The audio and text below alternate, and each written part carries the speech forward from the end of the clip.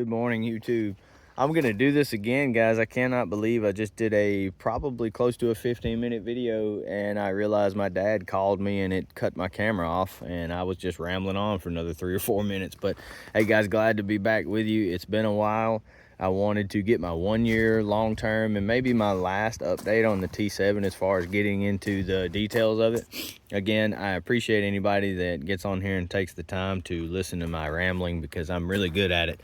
But I'm super passionate about bikes, and I'm not out here to get a million views. I don't want to create this big channel, right? I just want to talk to you guys, and I enjoy the back and forth, right? So I want to get this out. I was supposed to do it back at the end of October, and you know, family, work, you know how those things go. I just wasn't able to do it. So this is my 1 year final long-term update type situation, and I'm just going to jump right into it. So if you kind of see my notepad flipping around, it's because I'm old and I can't remember things, so I'm going to use this as kind of a guide to get into it.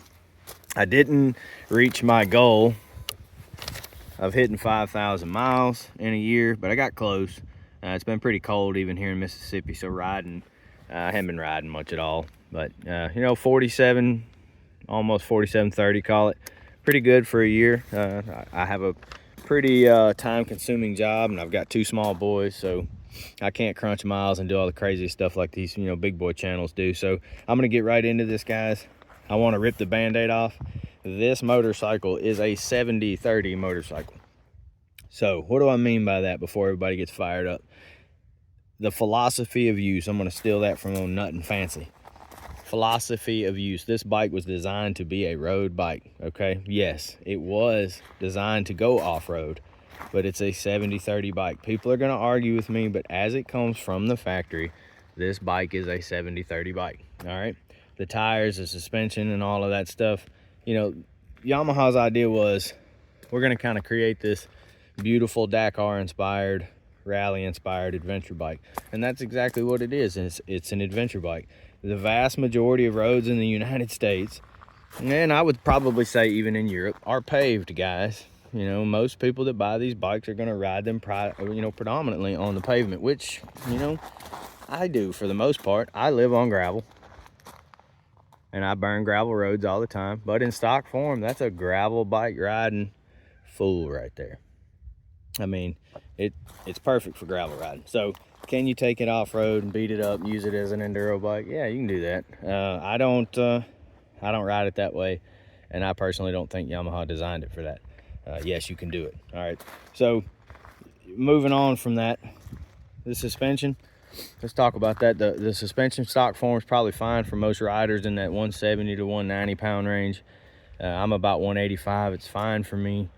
I did tinker with the settings, and you probably should too, to make it ride a little better. Long term, my thoughts are, you know, tinker with the stock settings, and if you're not getting crazy with it, you probably don't need to upgrade it, right? I bottom out my front very rarely, but it happens. And if I was going to ride this bike more hardcore off-road, I would probably change the front forks, you know, probably some springs. But if you don't want to spend that money and you're not riding crazy, I don't think it's necessary. Long-term thoughts on the power off-road. It's more than you need. It's more than anybody at any skill level is going to need off-road. That's just what it is. I mean, this is a 500-pound motorcycle. This is not a KTM enduro bike, man. It's not even a dual sport. This is a big, heavy motorcycle. Yes, it can go off-road, but again, that's just not what this thing was made for. This thing was made to take you anywhere you wanted to go in the world. It doesn't say it's supposed to do it fast, and it doesn't say it's supposed to do it aggressive. All right. As far as on-road power, which again, this bike was designed to go up and down the highway, guys. I know that it can go off-road, but this is a highway bike, and it's got more than enough power to take you anywhere you want to go in America, on the interstate, highway, you name it. The bike can easily get up to 100 miles an hour. It can very easily cruise at 85. It'll take you where you need to go.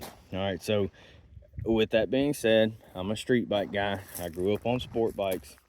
I would like this bike to have about 10 or 15 more horsepower. Just seat of the pants kind of thing. It's not necessary. That's just the way I feel. Now, I know why Yamaha did not do that. When you get up into that higher horsepower range with this size of an engine, you're really jeopardizing your long-term reliability. So most people are going to buy these things. They're going to put 3,000 miles on it in 10 years, sell it, park it up in the garage, and then somebody's going to buy it secondhand, right? Most people don't ride these things long enough or far enough to find the reliability limits, okay? I'm not that guy.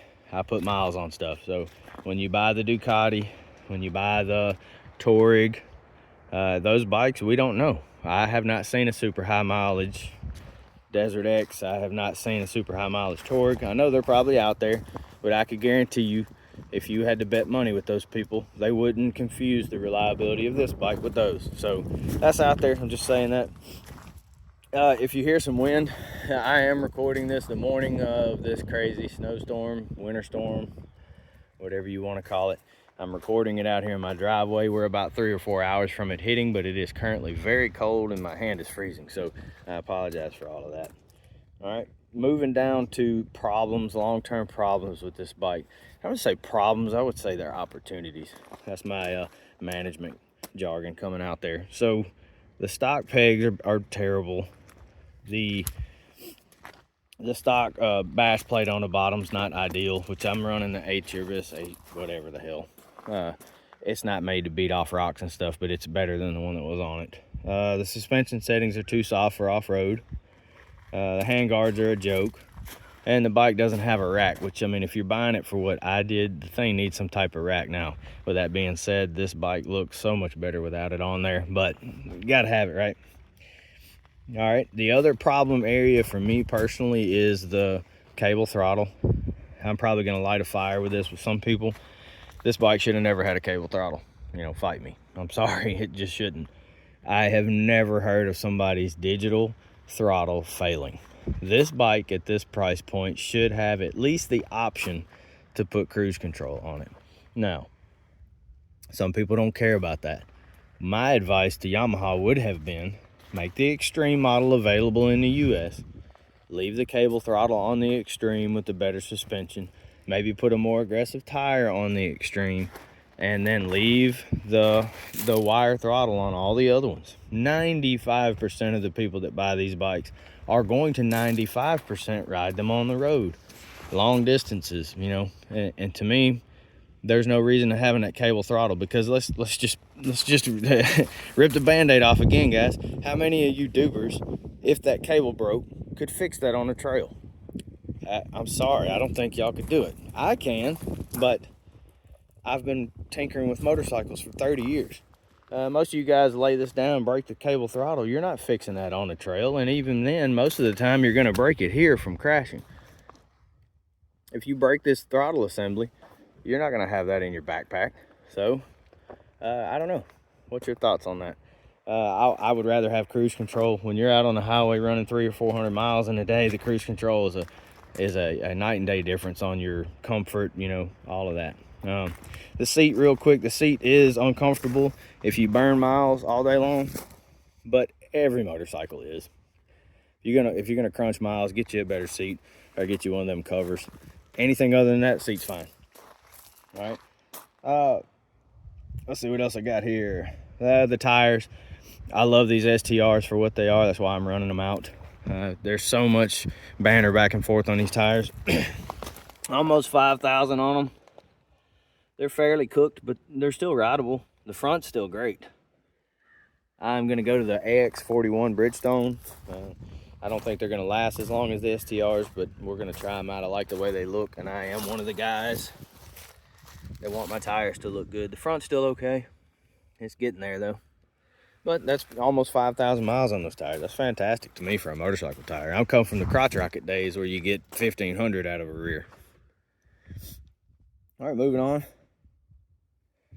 Tank design. I won't spend a lot of time on this, but that drastic slope down and the gas cap, that's a joke. I know they fixed it on the new one. I hate the way this bag rides on here. It gets in the way of me when I'm riding off road and standing up, but just to throw that in there really quickly. That's really it, guys. I did add a windshield. This is the WRS. It's almost the same size as stock, but they changed the profile and the angle a little bit, and it did decrease the buffering.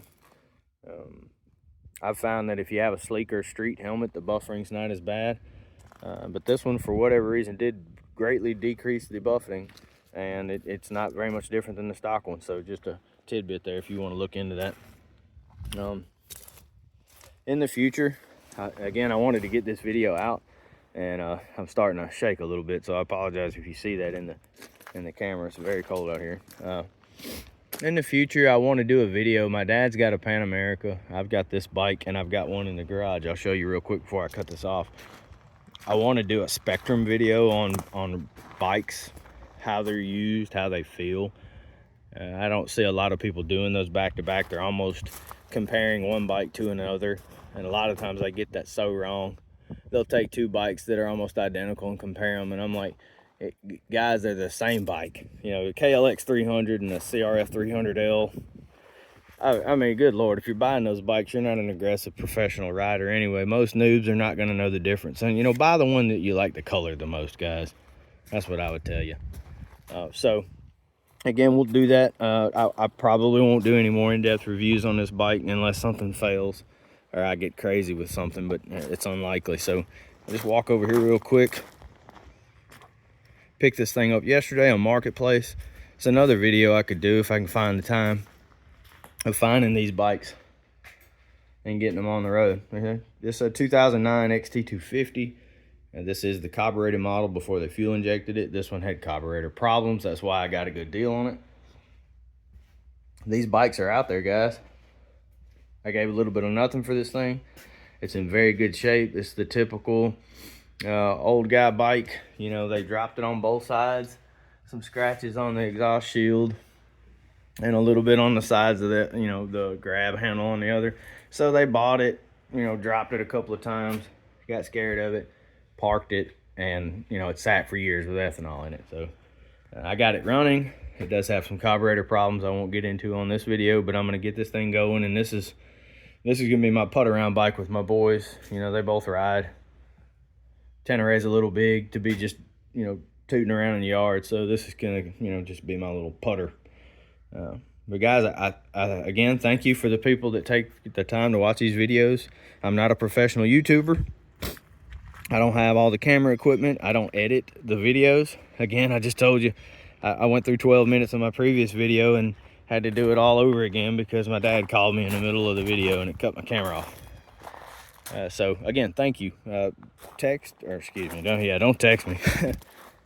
Message me if you got any questions or just want to ask me any specific things about the bike. I've got enough seat time on this thing.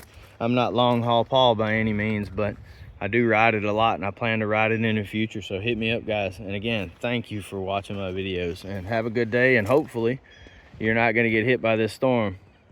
Have a good one.